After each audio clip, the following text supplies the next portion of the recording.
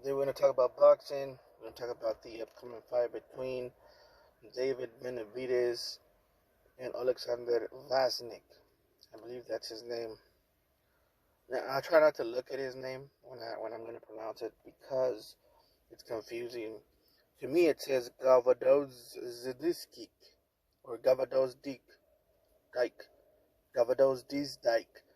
So it's almost like I'm saying, look at this dike or something like that. Like, look, come and look at this dike, come and look at this dike. So I don't try to read his name, and I just hear other people say it, and I hear them say Vosnik. So that's what I'm gonna go. That's what I'm gonna go with, Vosnik, and I think that's probably pronunciation is Vosnik. So that's my new tip for you guys trying to read these, Eastern European names, like the Ukrainians, your Russians, your Kazakhstanians, these type of names. You're gonna want to not look at the name and hear other people pronounce it and then they pronounce it, because you could be, there all day trying to figure it out. Like, yeah, Vlasnik. Um, and also we're gonna be talking about Frank Martin versus Gervonta Tank Davis, who was a no-show yesterday in the grand arrival, as they call it, which is just when people get to the place where they have to fight at, or at least that's what I think it is. But yeah, he was a no-show. Everybody else showed up. Everybody else say hi. Everybody else was, ready to go, except for your boy Tank Davis. He said he wasn't going to show. I think he said it on Twitter. He said the promotion for this fight was crap, and I'm just not going to show up. Well, the thing is, like, if the promotion for the fight is crap, you're not helping it by not showing up, because, you're literally one of the people that needs to be promoted. It's not just the promoters. You gotta, the people came to see you, so you gotta do something. Um, but, he decided to not show, and I don't think there was any face-offs. I just saw them arrive and just, do like an interview with some lady that was there. Um, um, and that's it. So yeah, let's talk about the predictions. My predictions for these fights, which is pretty easy, in my opinion. Um, but really quick, just talking about the promotions, like Tank Davis complaining about the promotions for the fight. I don't know if Tank Davis is still with Mayweather. I believe he's not anymore. I think he's with the PBC and the other guy, I forgot his name, who used to massage Mayweather's titties, his his pecs muscles every time he was fighting. It was some homoerotic stuff going on between them. Um, but who knows? But the thing is, that guy, I forgot. I think his name is Leonard Ellerby. Right? Yeah, that is his name, Leonard Ellerby. Hey, Leonard Ellerby. And Leonard Ellerby, I think, is the one that's mainly in charge of Tank Davis now, right? And and I think he's not doing too well with Mayweather. And some people say, "Oh, that's just to promote the fight or whatever." I don't think it's all just to promote the fight. I think it's partially that, but I think there is some kind of animosity between Mayweather and Tank, and it has to do with money. It has to do with making the fights happen and not being able to make certain fights happen. Now, of course, I do think Tank Davis has some fault to do. Everybody has fault to do with the fact that he hasn't fought a lot of people. Right now, he's fighting Frank Martin. Nobody asked for that fight, um, but we're getting it anyways. In my opinion, this card is good. It's a good card, but nobody's really there to watch Tank Davis versus Tank Martin. In my personal opinion, that's not the fight that, because Tank Davis is gonna win, right? I mean, to me, it's pretty obvious that he's gonna win. It's in this fight as well. We got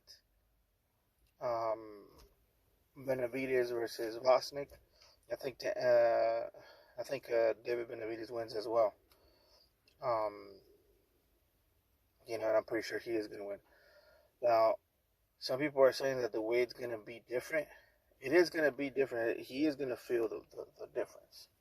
Okay, and that's what's going to pretty much determine the fight, if it's going to go the distance or not. I think Benavidez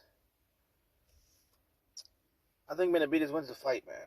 I just really think, I just don't feel Vosnik is even that confident to win the fight. I feel Vosnik seems like he's just coming into. If I would see something more confident from Vosnik, then I would be like, all right, Vosnik might have a chance, or Vosnik is going to win. But the way I see Vosnik, his attitude towards the whole situation, it just seems like he's already laying down, like he's already coming in to just get a check.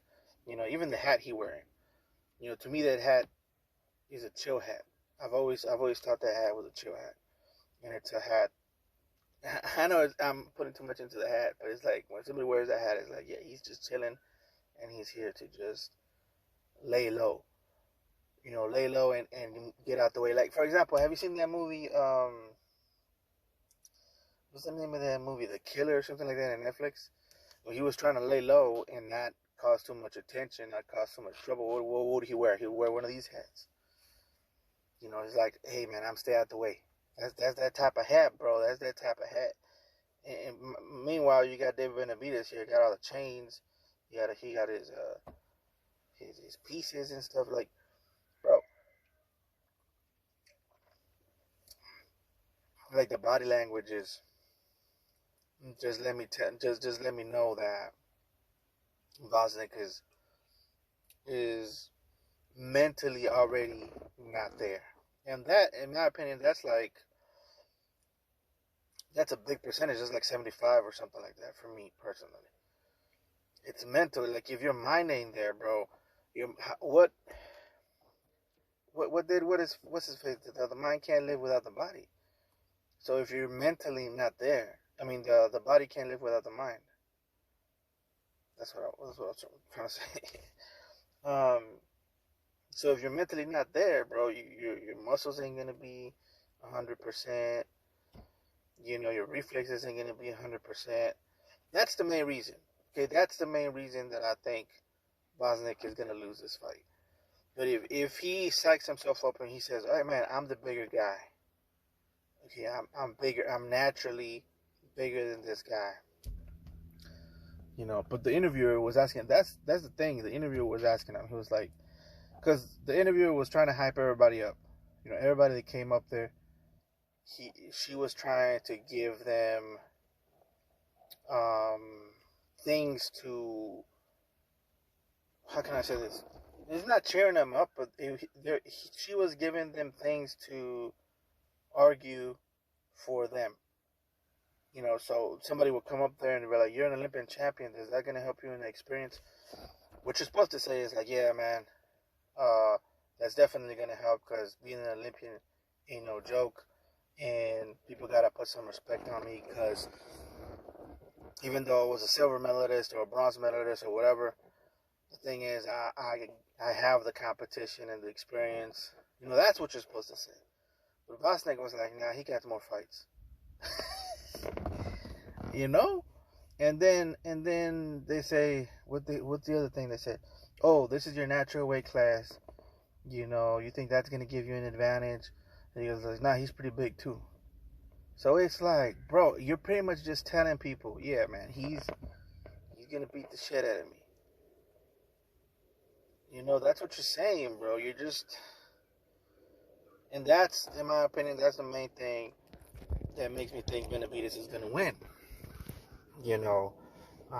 But before, like I said, I was thinking that Wade was gonna be a factor, and that Rosnick was going to be, more of a threat to Benavidez.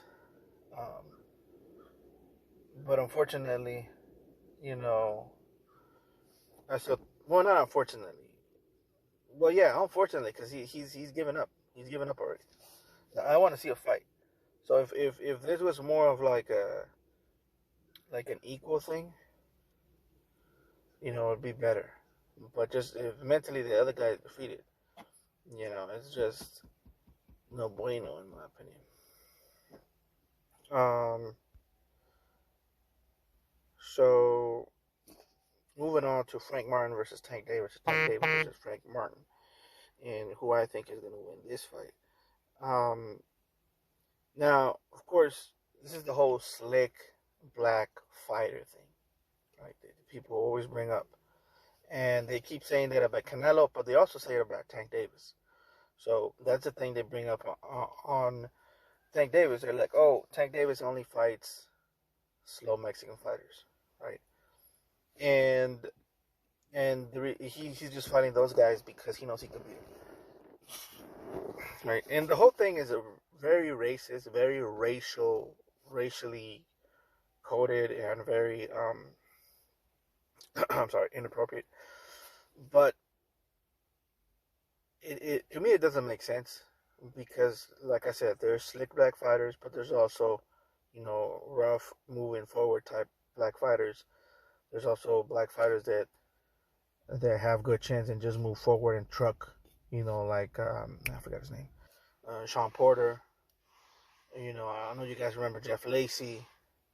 I know you guys remember Mike Tyson. You see, so Smokey Joe Frazier, Marvin Hagler. So it's this narrative, bro, that people be bringing up. Like, if you're black, you're slick, and if you're Mexican, you're this little truck that can, or this. It is stupid, bro. It's very stupid and ignorant, and it's like, we need to get that shit out of boxing, bro. But that's what's going on here. They're saying, oh, Tank Davis only fights, these slow Mexicans that, and it's true. Like, let's be honest, he does fight a lot of these style of Mexicans, but it doesn't mean that. My thing is, it doesn't mean all Mexicans are that way. There's plenty of Mexicans that fight differently. They're just not um, as popular because, like I said before in other videos, there's a certain image that they want to maintain, that the Mexican is supposed to be a certain way and the black guy is supposed to be another way. That's just what it is. So in order to maintain that image and that label, they have to keep buying these types of fighters that fit that mold. And that's part of the reason why they hate guys like Canelo Alvarez and other guys that break that mold. And I could go through countless Mexican fighters that are slick, but I just don't want to get into that right now. But it's the truth, guys. In fact, you go look at Finito Lopez. He's famous in Asian countries because he's a smaller fighter. Salvador Sanchez, beat up Gomez with using pure technique and slickness. Eric Morales beat Pacquiao the same way. The list goes on and on. I could keep going. It's a narrative that needs to go because it's wrong. But anyways, Tank Davis has been caught up in this thing, in this kind of racial narrative that he doesn't want to fight slick black fighters. And so in order for him to prove them people otherwise, he's going to fight Frank Martin. What people really want him to do is fight Shakur. They want him to fight Shakur. They want him to fight Devin. They wanted him to fight just a slick fighter. And to be honest, it had nothing to do with him being black or Hispanic or white. They wanted to see him against a slick fighter. All right, that slick black fighter thing, that was something that was just injected in there just to make it more, to rile the people up. You know, let's be honest, race-based things sell. They shouldn't, but they do sell. Okay, and it's not just in boxing; it's everywhere. Like, look at this white lady that just said the N word. Her numbers skyrocketed, right? Her numbers skyrocketed up to the roof. In fact, you could go way back to when Donald Trump wanted to become president and how he became famous. What did he say? Yeah, exactly. I don't even need to go over it, right? He was talking about Mexicans, and his numbers skyrocketed. So racism and race in general in this country, in particular, sells. Okay. Unfortunately, that's just the truth, bro. And I'm just telling you things that you can see with your own eyes, so that you know that I'm not lying. I'm just pointing at that shit. I'm just telling you, look at that shit right there. That's all I'm doing, bro. It's not like I'm making shit up. I'm drinking a Red Bull. By the way, these things are poison, guys. Don't drink it. These are actually worse than alcohol, in my opinion. But I just drank them because I like the taste, and I'm a bit of an addict when it comes to energy drinks. But I'm gonna stop. I'm gonna quit for sure. I'm gonna start drinking teas. I'm gonna start adopting the Equalizer's diet, which is no sugar on anything. I think that's his diet. He just doesn't like sugar. Have you guys seen The Equalizer with Denzel Washington? He doesn't like sugar. And he doesn't put sugar in his tea.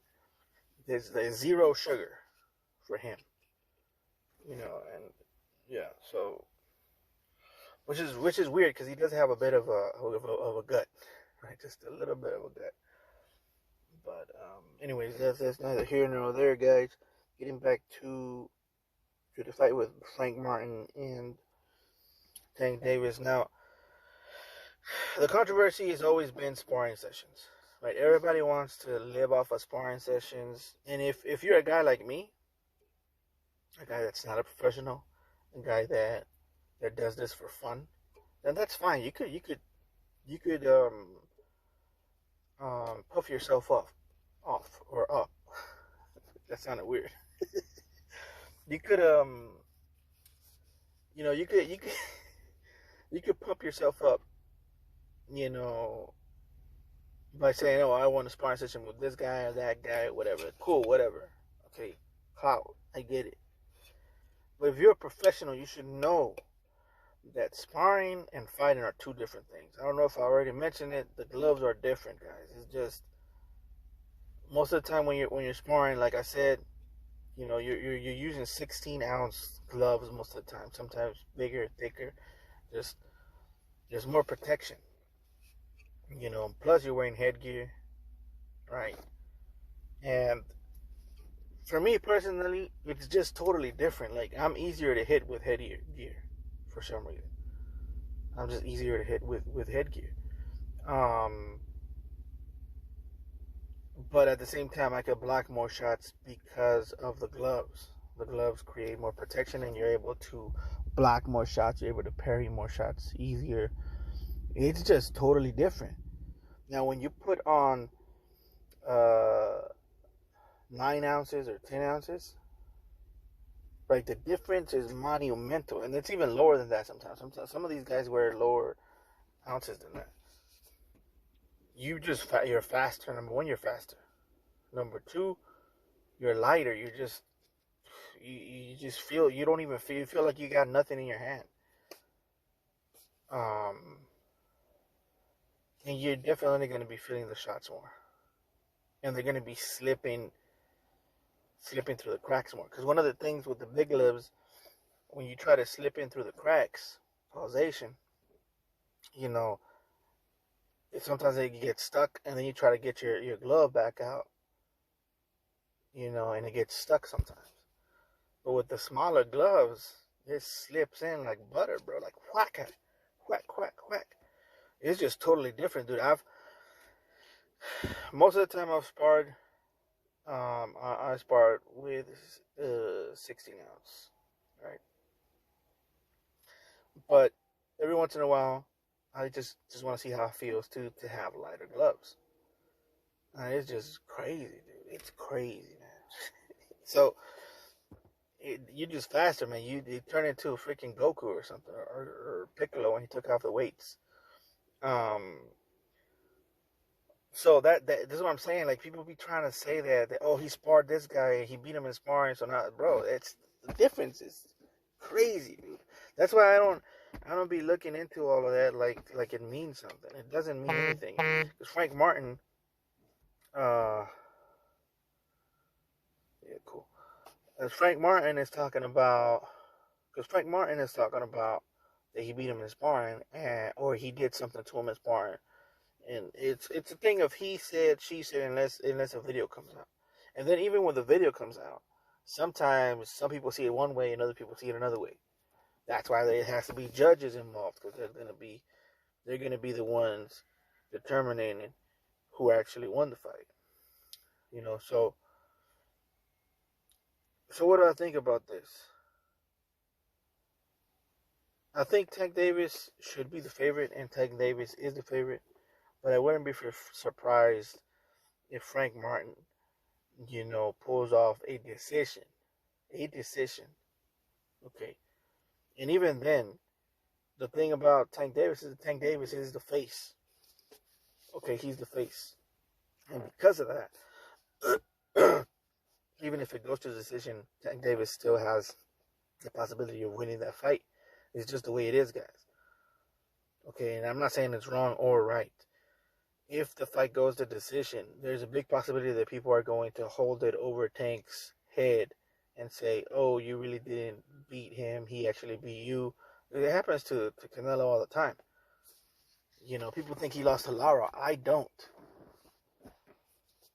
But I know that they're going to hold that over his head all the time because that's what haters do. And that's what's going to happen to Tank Davis if he doesn't take Frank Martin out. And he has to dominate, bro. Because if he doesn't, it's going to be an asterisk for the haters. And the haters, when you get to a certain level, you got just as much haters as you do fans. It's equal amount. And that's all across the board. You could go back and look at anybody. Canelo's that way right now. Mayweather was that way when he was fighting. When you're in that level, dude, it's a lot of hate, bro. It's just the way it is. So I think Tank has the biggest possibilities of winning in this fight. But I think Frank Martin has the ability to make this a bad-looking fight for Tank. Okay? Now, if I was Frank Martin, I would not go for the knockout. Okay? It's going to be a mistake for someone like you to go for the knockdown. For the knockout. Just do your thing. Stick and move. Stay in a tight guard. Jam him when you need to jam him. Just for this type of fighter, I just remember the formula. Okay, flick, stick, hook, and move. Okay, the meaning you flick it sometimes, you flick the jab sometimes, but then sometimes you gotta stick the jab. Meaning you gotta put an actual stick out there for this guy to run into. And then sometimes you feint like you're gonna do a flick, and then you throw a hook, kind of like your boy Ryan Garcia did to Devin. So you kind of feint it a little bit. You touch the glove. He tries to cover that side, and you come around with a hook. Bop. And don't sit and stare at your work. That's the judge's job and the people's job. Immediately after you do that, boom, separate. Long guard. Bop.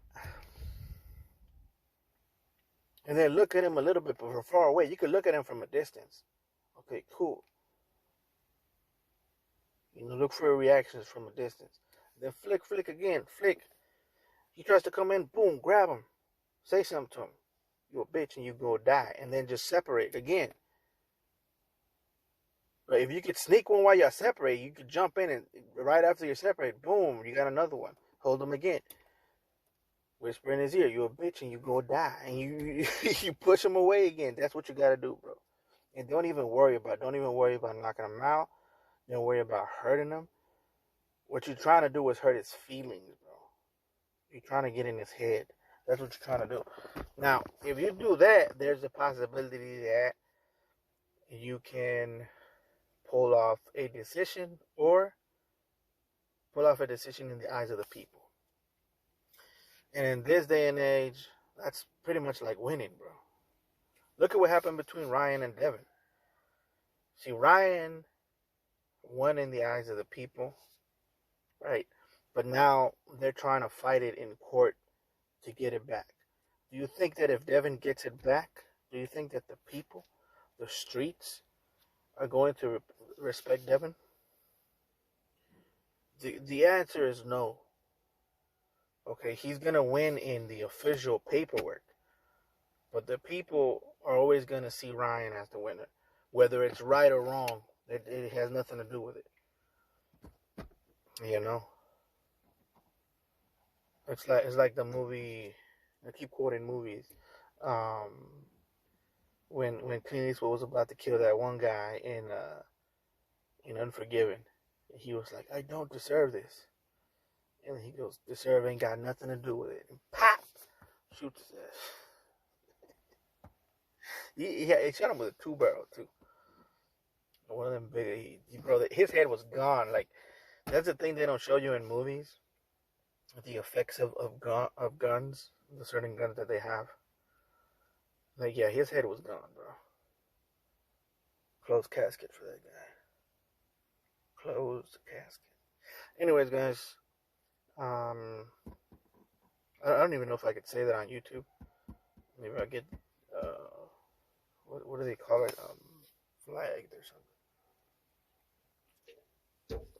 But that's going to be it for today, guys. I think Tank wins this fight, and Benavidez wins the other fight. So what could be next for them? I think obviously Tank. I have no idea. Okay, I have no idea what they're thinking of what they're thinking of doing with Tank. I personally think that Tank's possibilities are getting slimmer and slimmer as he gets older and older, and a lot of the people are outgrowing him. Right. So I think it would be good for him and Shakur if they make that fight. If that fight was next, it would be good for both of them. Win, lose, or draw, it would be good for both of them because what else are they gonna do? You know? Because now it's like Lomachenko is old. Nobody wants to see that anymore.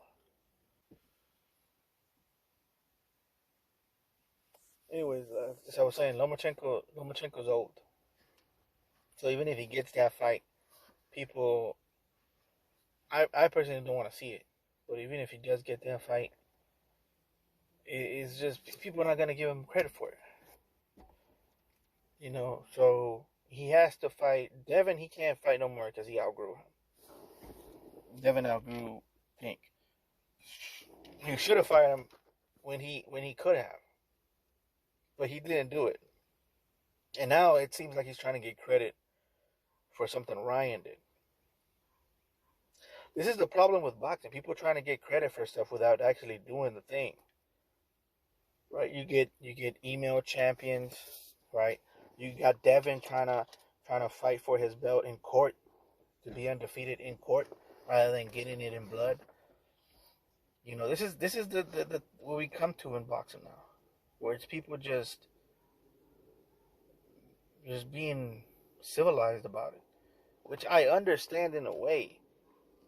But if you want boxing to be more entertaining, bro, you gotta get it in the ring, not in court. You know what I mean? And the same thing goes for Tank. Tank is trying to take credit for something Ryan did. So you see, Ryan beat Devin, so that means I beat Devin too. No, it doesn't work that way, bro. Never worked that way. It never will work that way. I know y'all want to make it that way, And some of you believe that, but it doesn't mean that it's true, bro. It doesn't mean that it's true. And now he can't fight Devin. It's over. Devin is too big for him. So in my opinion, his only option right now, his only thing that's gonna get him what he wants, is if he fights Shakur Stevenson next. But who knows if he's gonna do that, bro? Because the way things are looking now in boxing, our only hope seems to be Turkey Alex Sheik.